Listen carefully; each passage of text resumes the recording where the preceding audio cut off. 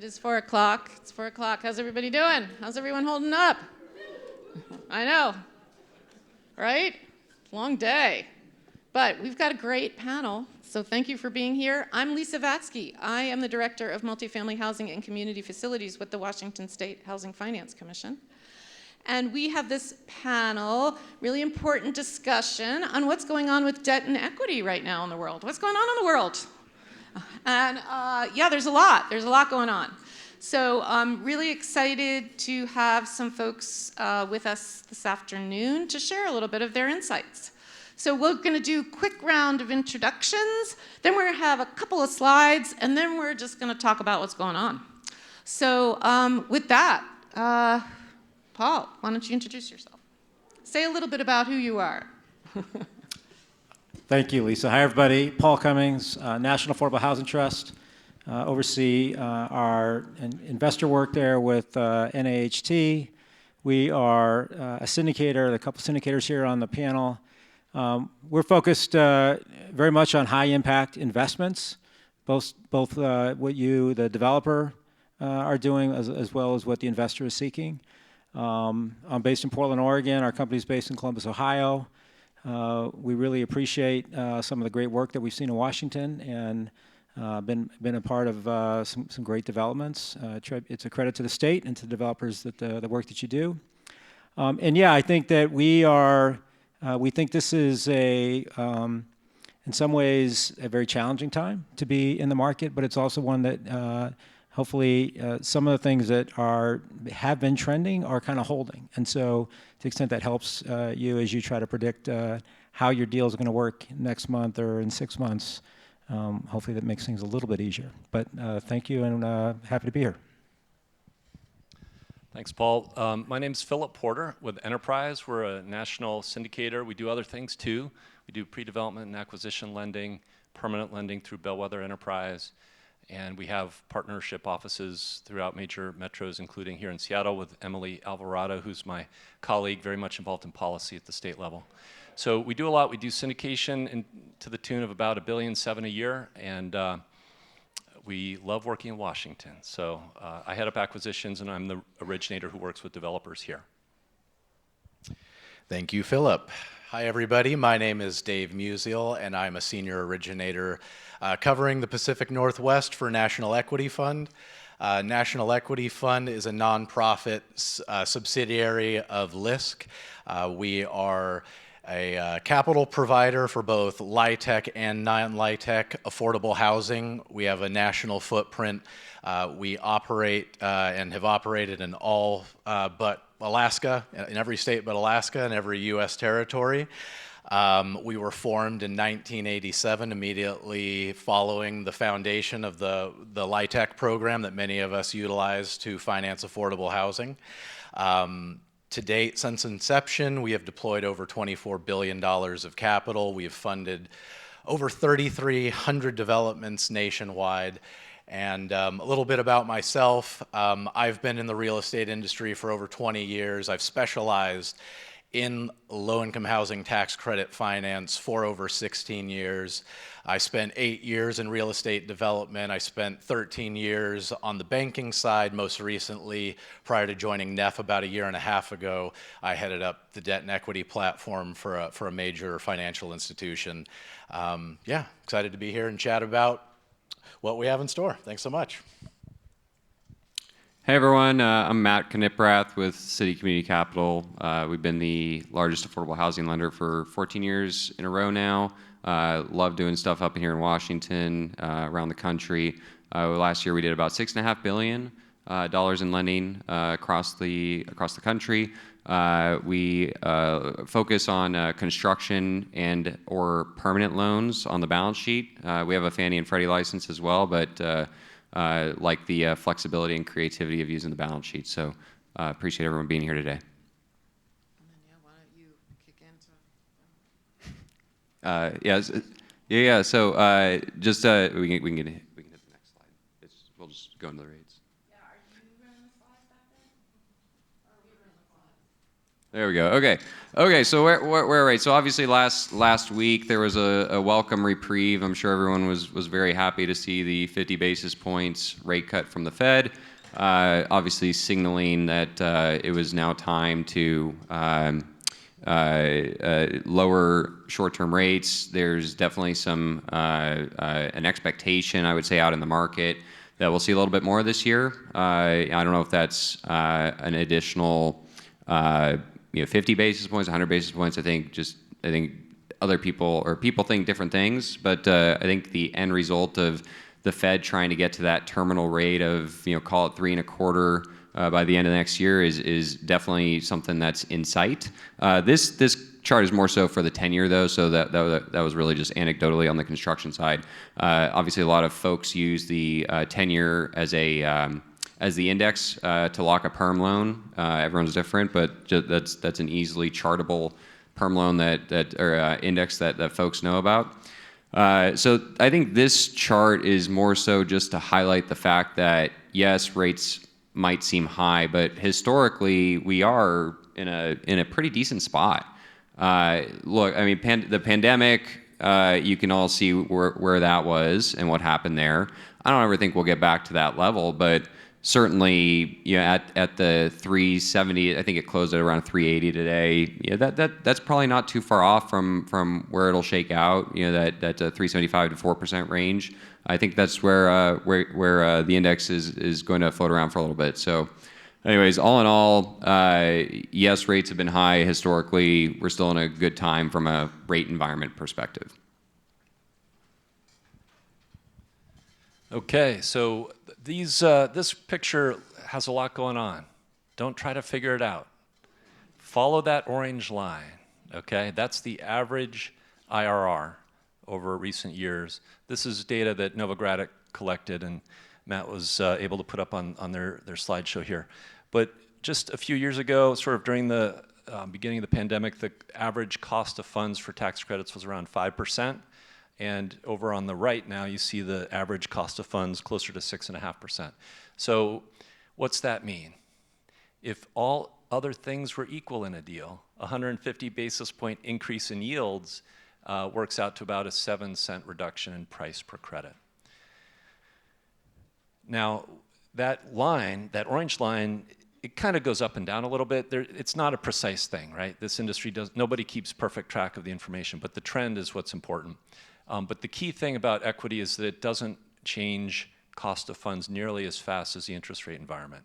Why? Because investors mark their equity business to the interest rate cost of funds more slowly than the debt world. Partly that there's a big regulatory driver to make investments, and investors want to be sure that sponsors are strong, their deals happen, that the commitments they made are fulfilled. So the equity market is much slower to react to the economic environment in general, at least around interest rates. But that's what you see is interest rates going up and yields going up slowly. Part of the green line is the highest cost of funds, or the economic investors, and they're getting up close to 8% now. It's still, the margins that the investors receive relative to the risk-free rate are still kind of pretty close to what the historical norms were. So I don't expect a whole lot of shift if the interest rate environment is more or less similar. There won't be huge increases in pricing if interest rates drop a little bit, certainly not for a while if they drop a lot. So I think those are the key points here. But the other thing I do want to mention is that for pricing, and maybe this is leading on another comment later, but because interest rates got high, bridging of equity was reduced. Equity started coming into deals sooner to avoid financing costs. The deals had more net proceeds, but the equity pricing was lower. So a lot of deals have earlier equity funding. That brings price down, and then the cost of funds targets going up also brings price down. So that's why a lot of folks have seen deals go from mid-90s in the Seattle metro down into even the low 80s. That's a lot more than 7 pennies, and it's because of the timing of capital and the fact that deals are bigger and they take longer to build, therefore longer to deliver credits.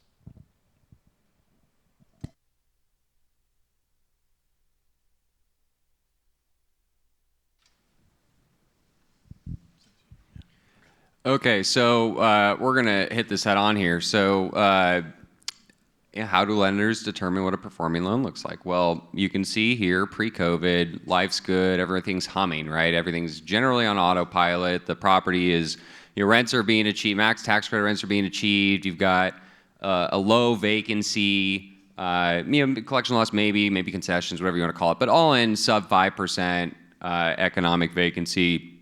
Your expenses, it's easy to budget. Everything's just trending 3% expenses, whatever it is. It's just life's good. NOI is predictable. You can pay your debt service, have a healthy coverage, have healthy cash flow, pay subordinate lenders. You keep up the property well, whatever it is, right? But that's life pre-COVID. So COVID hits. What does life look like post-COVID? Well, maybe there's been some rent growth over the last few years. But vacancy, depending on where you are, it could still be pretty tight. That's physical vacancy. But obviously, collection loss looks a lot different. And that's probably a light number. And we'll talk about that just in a second. But expenses too. Maybe there's some correlation. Maybe there's some causation. Whatever it is, expenses are up in a major way across the board. And so, all things equal, you have an NOI that does not cover or barely covers or is below what that debt service coverage or what that debt service is, okay? So what does this all mean? Well, this isn't anyone's particular deal in the room here, but I'm sure you can all relate if you have a portfolio. And so what this means is the system is breaking down. And it's just how we're set up as a society fundamentally. But if you have a 15% collection loss or 20% economic vacancy, 40% economic vacancy in certain areas, this model just does not work. The partnership is not responsible for free rent for the tenants. That's not how our system is set up. And what it's doing is causing a lot of other issues. And so you have expenses being driven up. Is it you have some bad actors at the property that are it's causing a lot of stress from an organizational perspective, more time being devoted away from other priorities or new development opportunities. What's that? Oh wow, I haven't seen that. Dust storm. Okay. Okay. Well, so anyways, it's causing portfolio issues, and it's a dust storm. The system is in alerts. Yeah. We had earthquakes down in California, but I didn't know dust storms were a thing here in Spokane. But so what it's causing is strain on the system, stress on portfolios, stress on new development opportunities. You have portfolios that are suffering. It hurts ongoing development opportunities. It hurts the ability to maintain quality, affordable housing. Obviously, insurance is what it is. Utilities are on the rise. R&M is increased. You have payroll to deal. You have higher payroll to deal with more issues. You have security, G&A, legals up, whatever it is. It's just properties are getting hammered right now, and it's all because of the fundamental pillar of the rental side of things. And so that is a major struggle. And so I'm giving everyone a homework assignment here, but what do we need to do? What reform do we all need to help achieve in order to get back to pre-COVID NOI? Because it's problematic. As a lender, we definitely look at financial wherewithal, property performance. I'm sure you guys can attest too, but it impacts everything else down the line. So I'm going to take a breath for a second here, but I'm gonna jump in here for a second and just say I think Matt, you're right, but also there are a lot of portfolios that look less good than they did 3 or 4 years ago, but they're still performing. So I think I guess we still have a dust storm, but so for folks out there, I think that when some of the trend lines maybe aren't working the way you want like on the equity side, but there's still selective capital in the market that is going to be pursuing the strongest deals with the strongest partners. So to take a step back, I think it's really important. I think everybody, especially if you are fortunate enough to have a portfolio, that it's really important now, probably more so than it has been really in my entire career, to know what your portfolio, what's really working, and the deals that aren't working, why they're not working. So I think what's happening is that we all, and I think it's true of probably folks here on the panel, I think we're all spending a lot more time looking at your portfolio experience, your scheduled real estate holdings, what's your contingent liabilities, what guarantees you have out there. And if things aren't debt service, if you've got deals that aren't performing the way you thought they should be, that's okay if you know the story. And again, I think there are times where maybe it's going to be extreme enough that the state and other, larger local public lenders are going to need to figure out if there's a solution for certain partners of scale that might be different than just a deal-by-deal basis. But I do think it's important that even though some of these things, I don't think any deal, any portfolio is performing as well today as it was 4 years ago. There are some challenges that folks are experiencing, but I think it's really on the developers, at least with your equity partners, but also probably your debt partners and with other city and state funders, that you're able to tell that story from a position of strength. Yeah, let's go ahead and comment on kind of the, Matt set the stage, so. No, I think Paul brings up a really good point, and being proactive with the story will help you save time when you're seeking your financing partners. If you are seeing, below break-even debt service coverage ratios or below break-even expense coverage ratios, occupancy thresholds below 90%, your debt and equity partners are going to want to know why, what happened, what was the story behind that, was it a moment in time, is there more to the story, and what are you doing to rectify the issue? I'm an optimist. I believe this is a moment in time. I believe what Matt put up on the screen is a moment in time, and things will fix themselves, but hearing how you're doing it is certainly critical. So the strength of the transaction is very important, as well as understanding that the partners that we are entering into long-term partnerships with have their arms around their portfolio and those issues. Okay, so who here has heard at some point or another that, to sign guarantees, I need $1 million of liquidity and $5 million of net worth? Has anybody ever heard such a standard? Yeah, good. Yeah. So that's sort of like a land lender who bases their loan on an appraisal. That's a point in time, it's an estimate. What really matters is the business plan for that piece of land. Will it move through the development process? Will that loan get paid off? Similarly, $1 million today could be zero very quickly if the business is not sustainable. So whereas, during times when everybody's doing well and the portfolios are really humming along, well, a lot of parties in the investment world will just sort of look at that point in time and say, yeah, they're good enough, it's all fine. But right now, everyone's like, okay, wait a minute. How do they make money? What parts of their organization are not making money? How many months of cash have they got? What's the story of business change that will make their operating leverage improve? How are these properties coming out of this troubled time? So the story matters, just as folks have said, but I just want to call out that, amount of liquidity, which is king, right? Net worth is sort of not that helpful to solve problems fast. Liquidity matters. Point in time estimates are not nearly as important as the viability of the business as a whole. So are you actually looking at different numbers? Are there numbers that you guys are looking at now different from that 1 million, 5 million? Some investors are more focused on AHIC standards, which are materially higher levels of liquidity and net worth. One investor really doesn't want to mess with anybody under $5 million of liquid cash.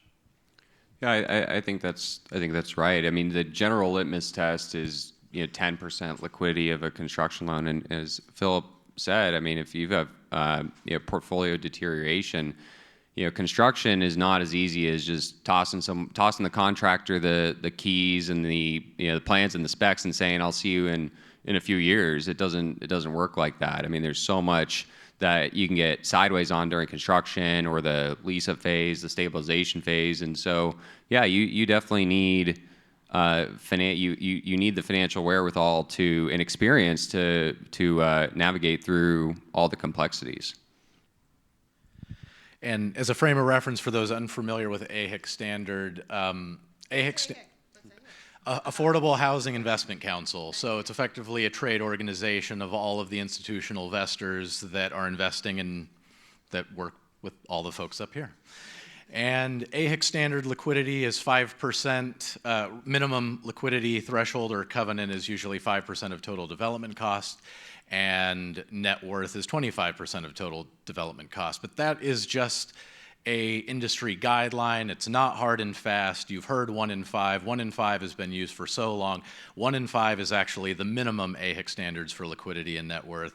But that just tells one story. Other stories that the folks up here are looking to tell in your developments are the in-deal contingencies, the other outlets that are there to pull on if there are issues, and there's always something that usually pops up during construction or at some point. So contingencies and operating reserves with those AHIC standards.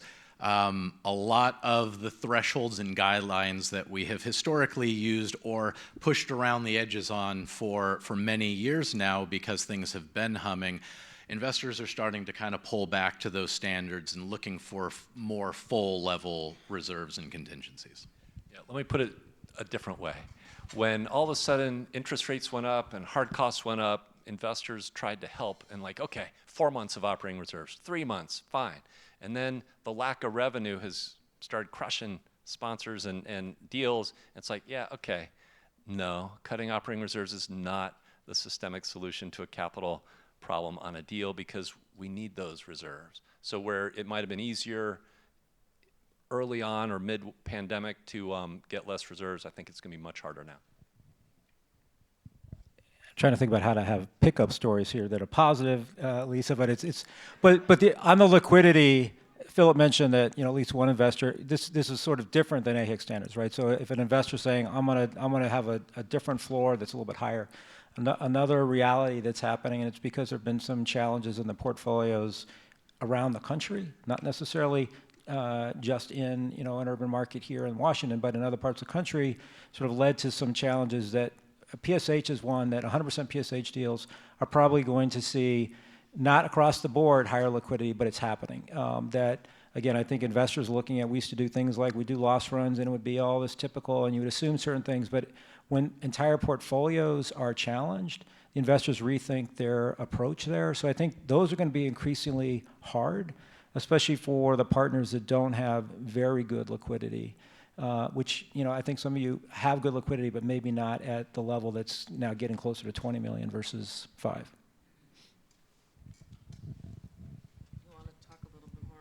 Let's transition a little bit to talk about kind of some nuances then. Certainly the permanent supportive housing portfolio. We've invested a lot in Washington State in the 9% program, but also with our Apple Health and Home, and I know there's some. Conversation about 100% PSH versus 25% PSH, which is really, in terms of the model, maybe something that folks are feeling like has more integrity. And so, just wanting to, we were a state with a Medicaid waiver, how that might play into underwriting assumptions. Certainly, over the years, again, we've seen the ebb and flow of investors wanting a commitment that if there's no subsidies, you could look at different AMIs. And so what are the tools, what are the nuances as it relates to permanent supportive housing? Maybe we can talk a little bit about that. Okay. So permanent supportive housing underwriting is kind of similar to Section 8 risk underwriting. It's been about the same for 20 plus years, but there are new emphases or new areas of focus. So, what we found when you look at some of the deals that we've been involved with where the sponsors have failed, the acuity level, meaning the needs of the tenancy, turned out to be much higher than was planned for, either because of rule change risk, government policy risk, change, or just the human needs going through the pandemic, right?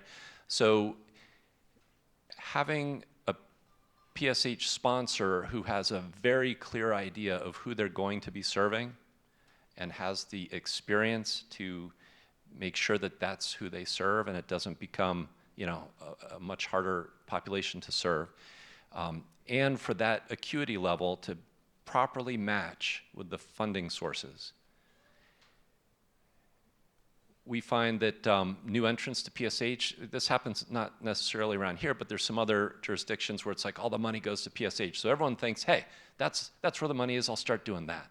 But they don't really have the knowledge and track record to properly establish the staffing patterns, hire the right people, maybe their tenant selection criteria and managing the intake process isn't quite there, and those deals can get out of control. So for us, it's about track record of the sponsorship, their experience with the program or the tenancy that they intend to serve, the fit with the subsidy, both capital, regulatory, but then operating subsidy, and the stability of the environment, the governmental environment that they're operating within. All of those are what we focus on. We always have, but it's sort of like 1 in 5. If everything's going well, you kind of rough it, and you're like, yeah, check box, check box, check box. Now we need to tell the story in great detail and certify.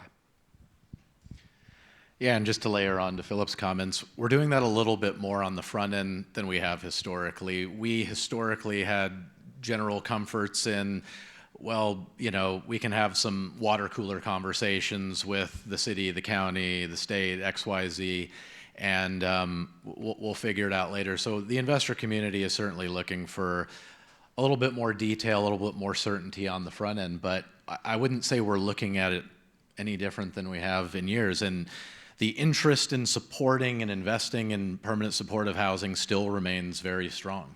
Just parameters based on investor can vary. So. All right, how about then the tension, a lot of the public funders, the commission, the Housing Trust Fund has really talked about community-based organizations and trying to support emerging BIPOC and community organizations to access these resources. And so it feels like there's an underlying tension with experience and financial strength and some of the values that we're trying to support in developing capacity and supporting emerging developers. So I know some of you may have some specific programs and other thoughts maybe about partnerships that you could talk about.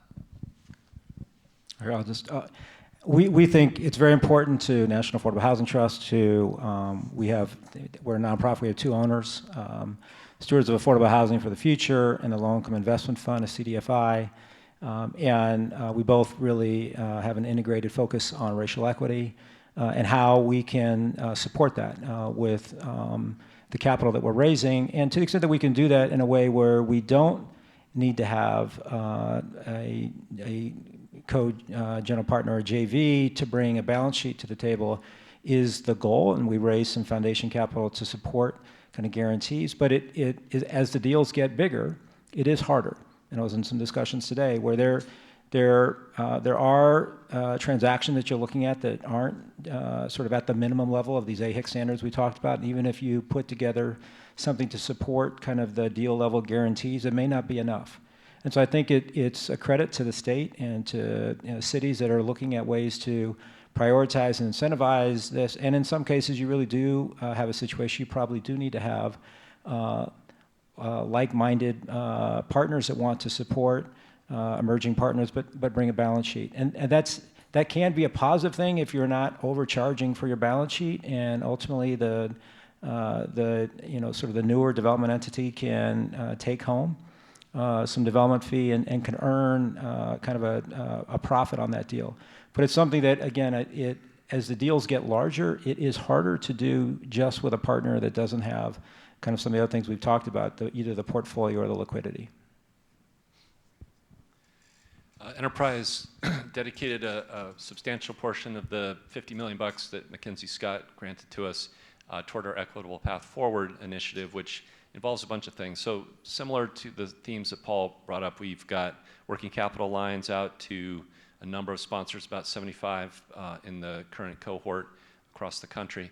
And then we also provide a standby guarantee facility if needed by the sponsorship. Access to cash and working capital and guarantee capacity is just one part of this, but as we all know, affordable housing is complicated. It takes a while to get up to speed and get a business plan that is sustainable and just really functions well.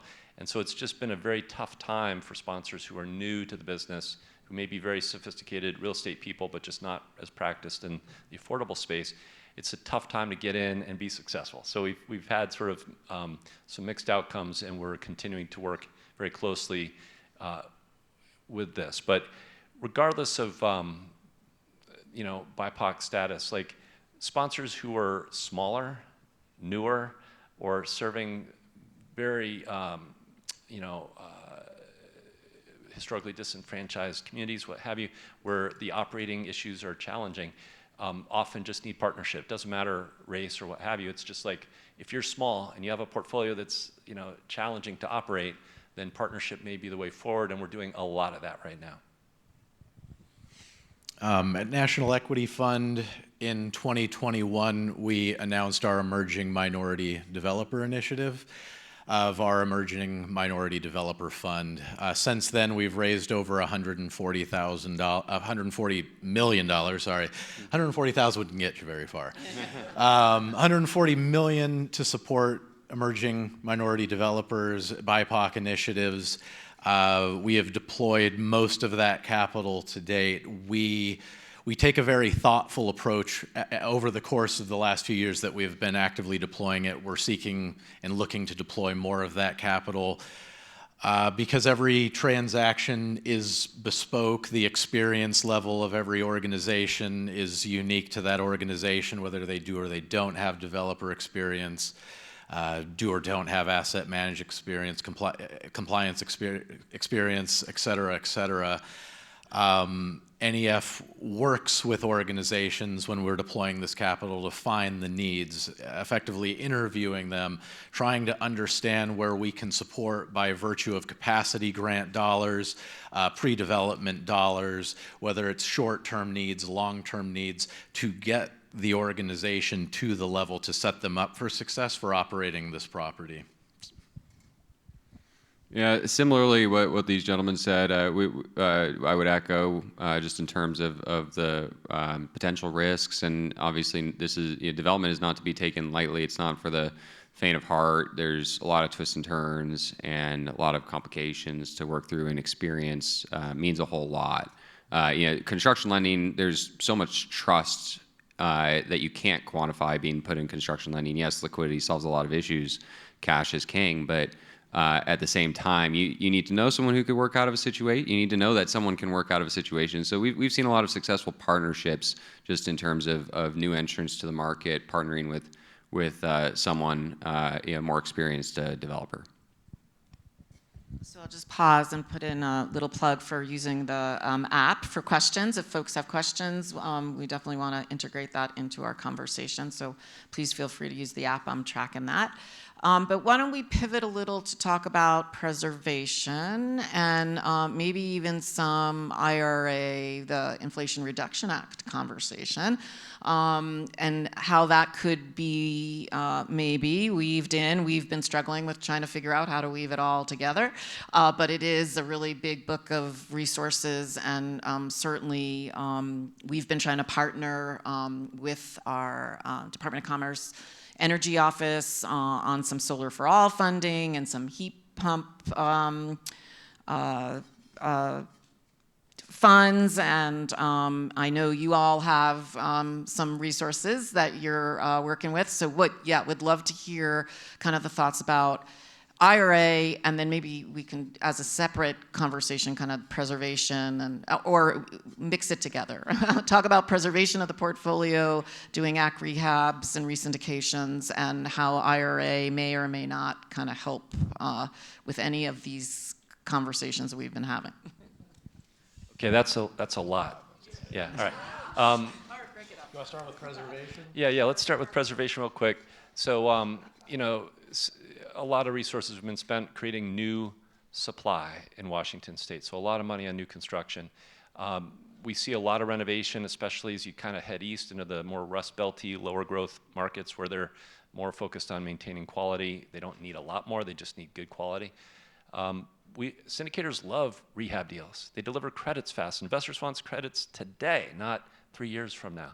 So rehab, another benefit which we talked about as we were planning this presentation was that oftentimes the preservation deals are smaller investments, which might fit very neatly for a CRA investor where, so 10 million bucks might be just the right amount and not too much of investment for a given institution if they're motivated by CRA.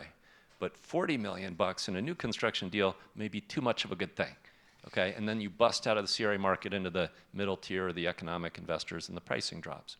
So preservation, good, love it. GGRF is what I think you're referring to. So Enterprise and LISC are partners in power. Well, John Clark is in back. John, can you raise your hand real quick? John Clark in the back of the room. He's here in Seattle. He's one of the key people to our sorting out our GGRF initiative at Enterprise. And here's what I think I can say. Our application was funded to the tune of $2 billion. That sounds like a lot. Maybe a quarter to a third will end up in the multifamily world, and it's going to take some time for it to get out. And it's still getting sorted out how the money can be used, what the conditions for funding a deal are, wage rates apply, what sourcing of materials apply, what energy efficiency levels are achieved, and it's just too early to say. But if your goal is to save a deal, keep looking for other sources. If you have a deal that's really net zero and it happens to be in the right place, you might get lucky, okay? I'm being positive. Thank you. That's what positive looks like, yeah. Yeah, now just to echo what Philip said, so we are working with CPC. We're their largest behind-the-scenes lender, and so we are as well, just like a lot of other people are looking at the GGRF money and how that's structured, and really don't have much more to add. As Philip said, there's a whole lot of unknowns. Obviously, the theory is, okay, yes, decarbonization, good, net zero energy, good. The incremental costs to get to those points should be covered by this source of money, which could be rehab, could be new construction. It's a whole lot of who knows. We hear it being talked about a lot, but with no certainty other than I mean, you guys tell me, but I feel like it is Davis-Bacon triggering, right? At least we're looking at, and we're trying to figure out how to bridge that. So just internally, save people from going through that process and bridging that source. So that is the one thing we're trying to wrestle with. But in terms of rehabs, yeah, we love rehabs. There's a great time and a place for allocating rehab deals. They're predictable, a lot more predictable than what folks are going through today on the new construction side. So, I mean, there's that. So, yeah, definitely maintaining quality, affordable, existing housing stock is I think that's a good thing. Preservation, good. And I would say plug for my colleague Brandon McCall in the back. NEF does have capital available to assist developers in exiting existing partnerships, setting up your property for a re-syndication or a syndication with tax credits. It's fairly friendly money and has a fairly decent term to set it up, whether you get funded in the first round or funded in a subsequent round. But NEF's, piggyback, I'd echo everything that Philip said and go as far as to say we need to do more preservation. I think not all issues that we're seeing in REO schedules, but some of them are capital needs related, and ensuring that properties are re-syndicated, major systems are brought up to speed is critical to the long-term viability of our developer partners. Yeah, I'm just going to add, just to reinforce for the state, we would echo in the sense that we appreciate working with partners that are preserving deals either in their own portfolio or in the market. But there really isn't a minimum number, as David just talked about. It's you need to understand what it's going to take to recapitalize your property and then work with the state and others to make sure you're getting the resource to do that. So I've heard people talk about minimum, what's a minimum? I don't believe that there's really a minimum number. Probably anything below a certain number is going to raise some eyebrows. I think anything really under, I'd say 50,000 is sort of your patch and paint. So the numbers are getting real, 100,000 or larger. It takes a lot to recapitalize some of these deals that might be 18, 20 years old. In fact, I would say, do not ask a syndicator, how much do I have to spend to get you to invest with my deal? Okay, that's like a negative indicator. You know what I'm saying? Say, hey, I've got this brilliant situation and we need $87,000 and here's why. This is going to be great. Anyway, that's from someone who did close a long time ago a deal with $7,000 of rehab per unit on the front end. And I'll tell you, it wasn't enough. So there's a handful of questions. But I think anything else top of mind before I kind of move to these questions? Just one thing going back to, especially on the equity side, because we've seen some folks will maybe you're seeking out new partners, things like that. I would think about trying to give your equity partner, a potential new partner, probably on the debt side as well, a little more than 2 weeks. So when you're thinking about, I want to do the best thing for my deal, and I've got a great deal, I'm a great partner, my schedule real estate holdings looks good, and my deal sings, and you go out at 2 weeks, you may eliminate some good capital right off the bat. I'm not saying it should be a month, but just I would think about some happy medium. Think about an extra week or two. It might get you another penny or two. Okay, I agree. I would say some money takes 3 months to get to yes, okay? And so, if I were a developer, then I would be thinking, who do I trust? I want to let them know, here's what I'm up to over the next year or two. Here are the deals I'm thinking about. Start figuring out who thinks it might be of interest to them based on what investors they work with. And just start to feel it out so you know who might be a legitimate proposer.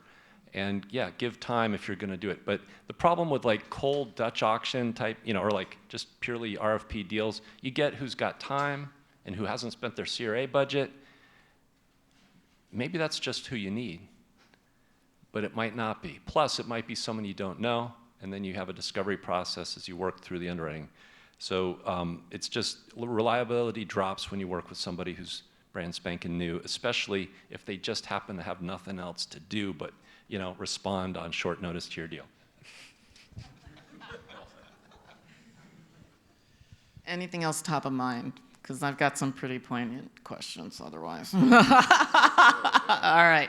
So with regards to portfolios rich in permanent supportive housing, do you see a need for workout strategy to avoid some providers going into receivership? Any lessons learned from Skid Row Housing and trust receivership in Los Angeles? And do you see mergers on the horizon? Thank you for this question. This is a great question. I don't have a crystal ball, but I think there is some possibility. I think that it's critical for our cities, counties, state funders, if there are dollars out there to support the developers who are the major pillars of our industry, that it's critical to show the national group of investors and show the industry that the local industry is here to support those organizations. It will have ripple effects. Skid Row Housing's downfall had national ripple effects, much of why we're discussing PSH so extensively up here. That what I always go back to with PSH was it was a water cooler, rambling, but it was a water cooler discussion that if it's Los Angeles is a blue city, in a blue state, in a blue county, with a multitude of financing support, Skid Row Housing was too big to fail. How could anyone not come to their rescue if they needed a dollar to help support their REO schedule and support their organization? And that hypothesis was tested false. And I think it is critical, and that is a lesson to the rest of the country to cities, counties, states, everyone, because investors are not going to bail out sponsors. I am sorry, they are not. But it is important to stand up the local community and to show strength to the investors so that you continue to have strong investment from the investor community, that you all are willing to stand behind those organizations. So a bunch of the Skid Row deals, Heartland deals, some other sponsors who've suffered or broken down, those deals were invested in with multi-investor funds. And most investors who buy tax credits enter into multi-investor funds at some point or another. And I would bet that probably 90% or more of all the investors in the market were in one of those multi-investor funds over the 15 years or 20 years that they were doing deals. So that's why Dave's saying, everyone hears about it. There are very few secrets in this industry, okay? And words travels very quickly. So I do think this is a bit cyclical, though, because for many years in our enterprise portfolio, PSH performed better than everything else because it was such a priority for the government funders, the sponsors were strong, and things were stable. So therefore, the revenues were good, compliance problems low, everything great. Subsidized deals and Section 8 contracts are where investors were worried that, gee, what if the federal government doesn't fund this contract? How will we get by? Well, the pandemic blew that out of the water, and they're like, heck, if you don't have subsidy, you're kind of toast. The subsidized deals worked really well. Hey, we'll take a Section 8 contract all day long now, right? So Section 8 gained from the pandemic. PSH suffered, and again, it's partly, I think, because of the acuity and the human needs and the challenges of working in a COVID environment for that kind of tendency. Panel folks, what percentage of those PSH deals would you say have perm debt on them? De minimis. Yeah, I think that's really important, actually. Figure out how to. There's so much oscillation, on those deals on the expense side, and obviously a very specialized, nuanced tenant base, and so relative to perm debt, we have seen some, but I think the encouragement would be to obviously that doesn't help on those deals.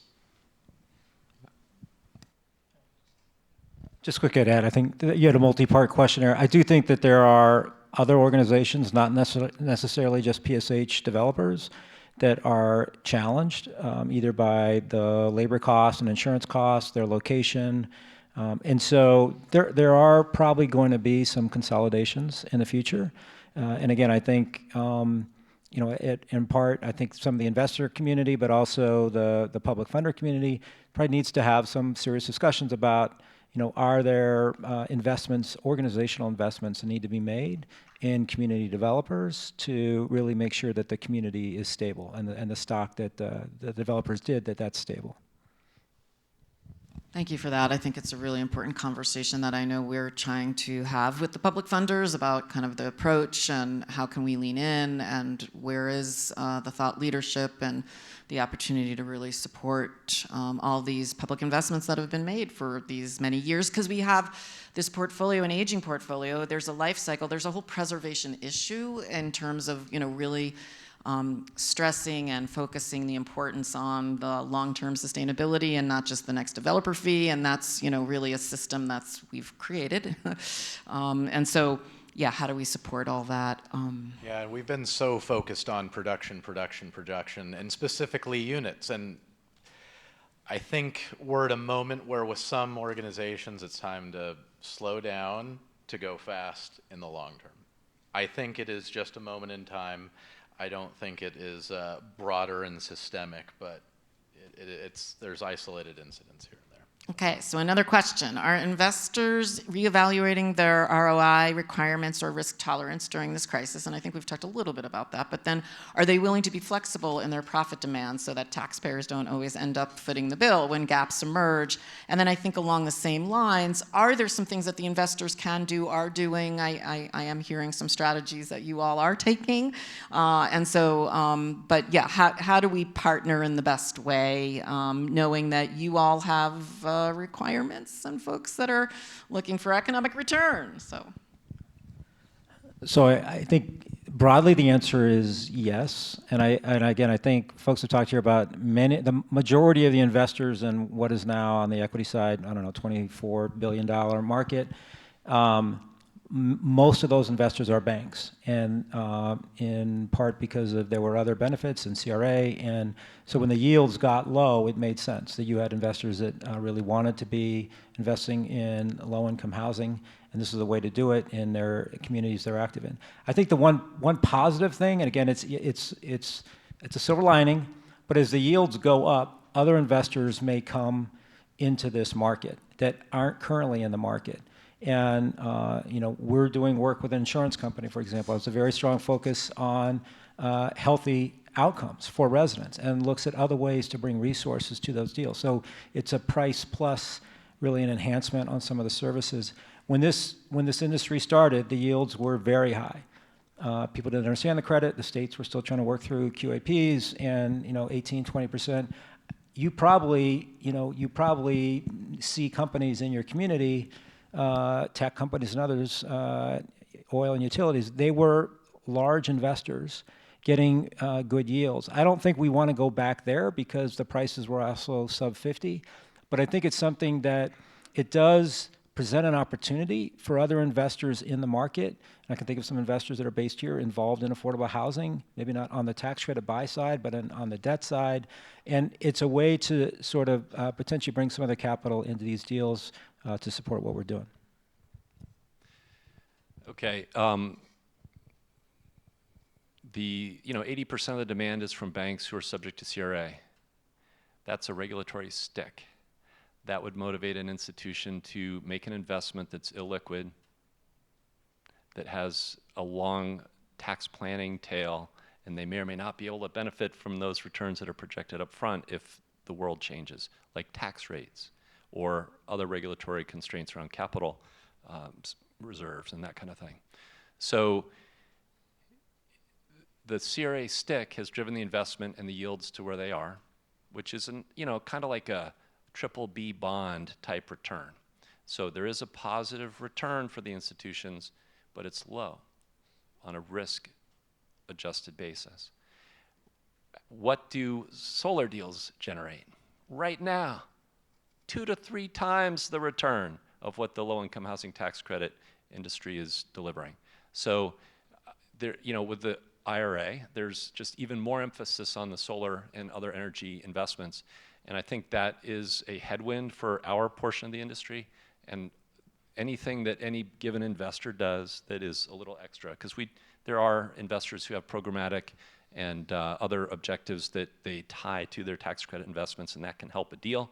But that's all like a cherry on top. What is really needed is the federal government to allocate more resources to the affordable housing world, and for the cities, counties, states to keep doing as best they can.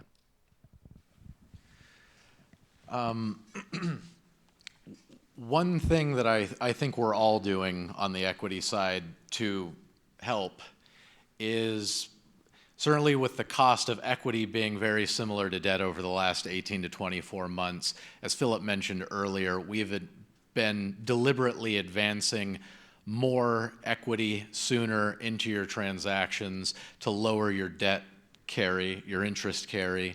Further, another item that we have been working on with our investors is being very deliberate in the funding criterias of our equity installments to get the capital into the transaction as fast as possible to pay for project costs, to pay down the construction loan. Those are some of the tools that we have at our closest disposal that we have the most leverage over, and negotiating upfront into the LPAs how we plan and act in certain instances, whether we have cost savings and what have you. So those are some of the proactive ways that we're working with our clients to help out on deals.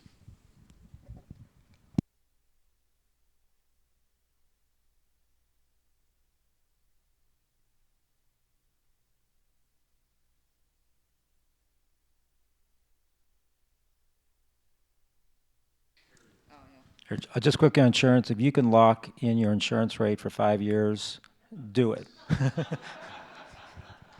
We've seen a lot of folks increase deductibles. I'm sure everybody in this room has done that. That's not an easy solution. If your deal's 36 units and it has like, 15,000 free cash flow a year and you make your deductible 75,000 bucks instead of 10, what are you gonna do when you have a fire? You're gonna take it in the shorts. So like managing the risk appropriately within the sponsor and the deal and the portfolio is hard. Enterprise is working on some things, but because insurance is managed state by state, and it's a free market, and nobody has to provide insurance. It's a tricky thing to manage. I don't think it'll get fixed fast. Yeah, not much more to add, unfortunately. I mean, there are a couple levers to pull, as Philip noted, but that also just goes to the you just can't submit a claim these days. That's unfortunately the reality. I just add quickly that there are some jurisdictions, and this one in D.C., where they looked at the city helping to fund a deductible pool. And so, again, I think there are some places you can't get insurance for anything less than like $100,000 deductible, and that's way over what most of the investors per AHIC or their own standards are going to require. So that's another potential opportunity for the state or cities to look at. We talk about guarantee pools for developers who maybe don't have a balance sheet, but maybe there's a deductible pool that folks could access to help offset some of the higher insurance costs. And then I know how much you love doing predictions. So, I know how much you love doing predictions. okay.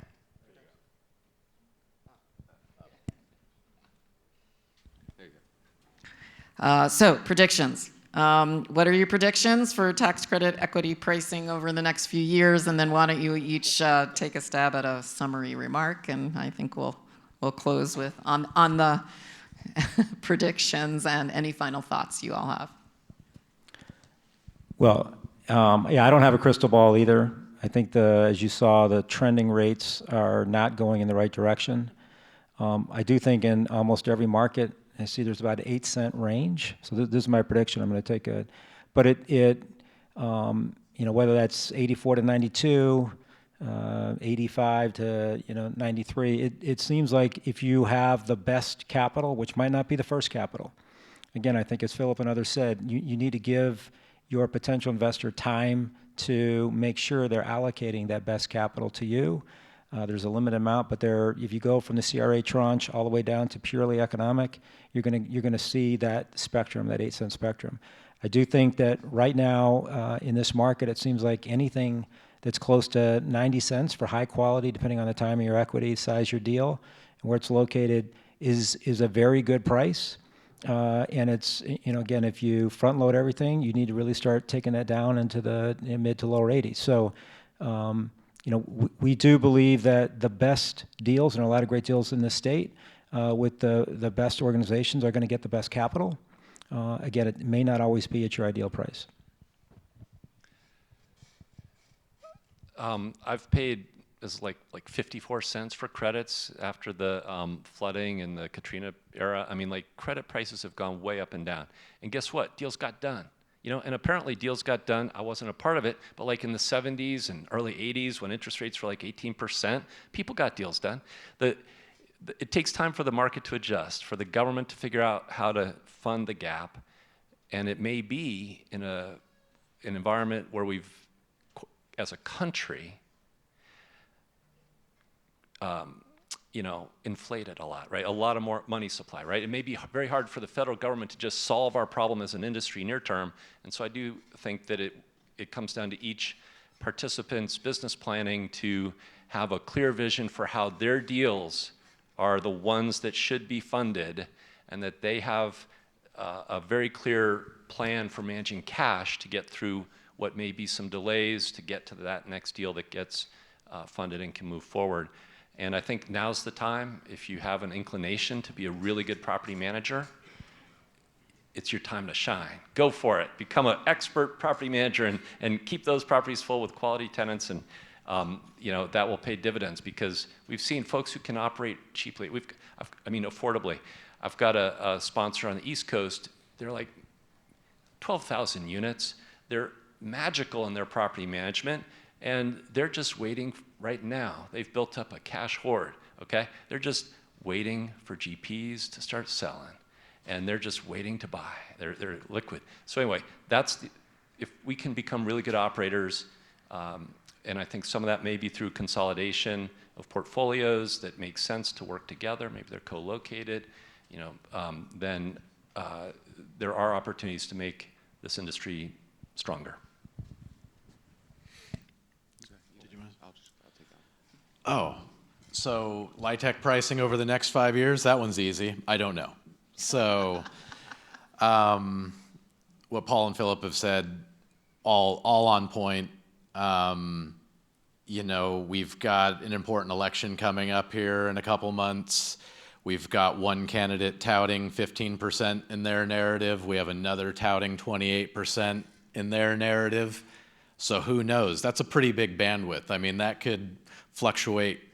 That's a big fluctuation. And if we get a boost in the 9%, if we get the bond financing test reduced, there's so many variables. And then there's the unknown. So I think, like you probably hear from most syndicator partners, is speak with the ones that you trust and speak early and get the buy-in early and line up a price that works and get a price that works for your deal. And when you have a deal that's financially feasible, close it. Yeah, so these guys must have all looked at ChatGPT, because I was going to say the same stuff as you guys did, but for the equity. So, but for the debt, I mean, obviously, yes, it looks like there's some relief on the short-term rate side. That will impact some of the various debt structures out there that are arbitraging where short-term rates are vis-a-vis longer-term rates. Just keep it simple on the debt side. Life's complicated enough. Rate caps are cheap. Keep buying. I mean, it's up to everyone and how their deal looks. I think rate caps are not a bad idea to just safe harbor or just keep it safe and easy. It's appreciate everyone's time today, and thanks for attending. Yeah, with that, thanks to our panelists. Thanks for being here.